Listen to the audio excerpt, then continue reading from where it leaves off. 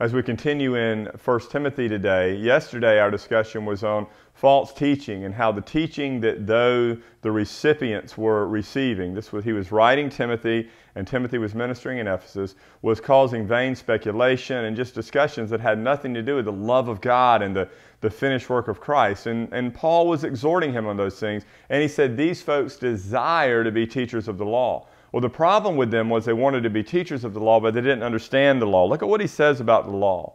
He says in verse 8, he says, "Now we know that the law is good, if one uses it lawfully, understanding this, that the law is not laid down for the just, but for the lawless and disobedient, for the ungodly, for sinners, for the unholy and profane, for those who strike their fathers and mothers, for murderers, the sexually immoral, men who practice homosexuality, enslavers, lust, perjurers, and whatever else is contrary to sound doctrine." What he's saying is that the law was not written for good and righteous people. The law was written for sinners. And when the law came down and exposed the righteous requirement of God, it should cause sinners to reach out to Him in mercy.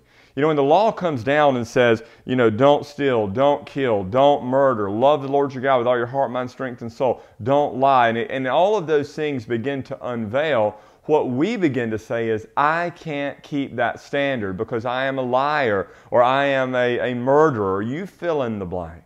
But the law came down to expose sin.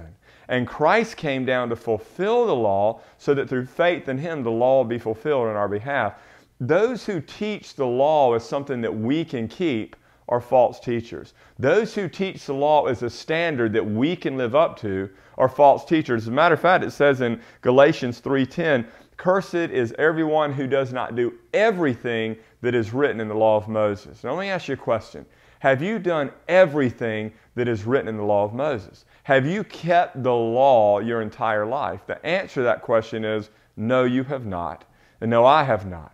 We are under a curse. The law exposes us as sinners, but it doesn't give us the ability to be saved. Only Christ can do that. But it also says in Galatians 3:19, "Cursed is everyone who is hung on a tree." Although the law has brought you under a curse by your inability to keep it, Christ, through faith in His finished work, takes you out from underneath that curse because He did keep it.